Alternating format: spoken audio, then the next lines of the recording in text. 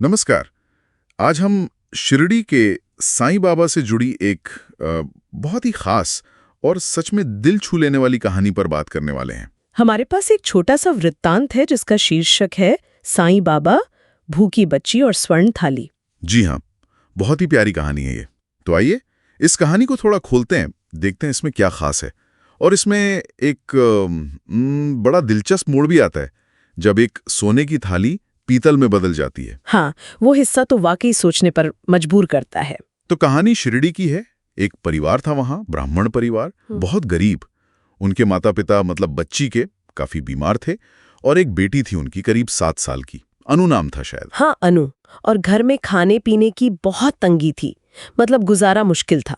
और ये बच्ची अनु ये रोज बाबा के दर्शन करने जाती थी, लेकिन बिल्कुल चुपचाप। अच्छा। कुछ मांगती नहीं थी। नहीं, कुछ नहीं, बस दूर से खड़ी होकर मुस्कुरा देती और मन में या धीरे से कहती होगी, जय साईं राम। फिर एक दिन बाबा ने उसे देखा, ध्यान गया उनका।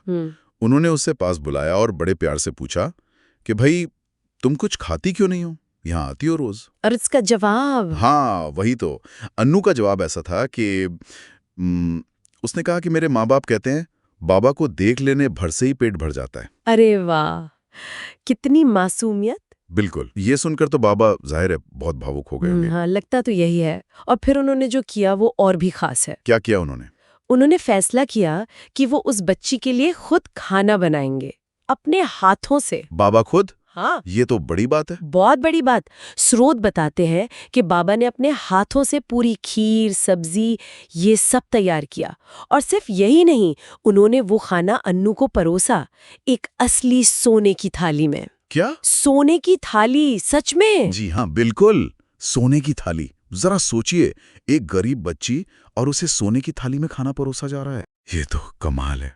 और फिर कहानी का वो मोड़ यहीं आता है ना? थाली का क्या हुआ? हाँ, बिल्कुल।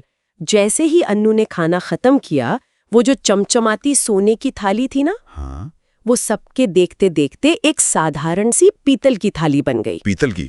एकदम से? हाँ, वहां जो लोग थे सब हैरान रह गए, सोना पीतल बन गया। लेकिन ऐसा क्यों? मतलब इसका क्या अर्थ निकाला बाबा ने? इस पर बाबा मुस्कुराए और उन्होंने एक बहुत गहरी बात कही। उन्होंने कहा, जो भूख सच्चे प्रेम से होती है वो स्वर्ण से भी कीमती होती है। जो भूख सच्चे प्रेम से होती है वो सोने से भी कीमती है। वाह।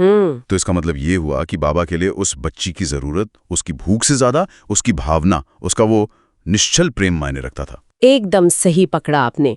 ये घटना यही दिखाती है, बाबा भौतिक चीजें नहीं देखते थे, कौन गरीब है, कौन अमीर है, किसके पास क्या है। उनके लिए सबसे ऊपर थी सच्ची भावना, वो निर्मल प्रेम, वो निस्वार्थ श्रद्धा जो अन्नू के मन में थी। हाँ, जो पीतल की तरह साधारण पर खरी है, उसके सामने कुछ भी नहीं। ये तो बिल्कुल एक अलग नजरिया है। मतलब वो चमत्कार सिर्फ कोई शक्ति प्रदर्शन नहीं था, बल्कि एक संदेश था। हाँ, कह सकते हैं, एक गहरा संदेश कि असली मूल्य किस चीज का है, क्या दिखावटी सोने का या फिर उस सच्चे सरल प्रेम का। ये दिखाता है कि आस्था और प्रेम में कितनी ताकत है।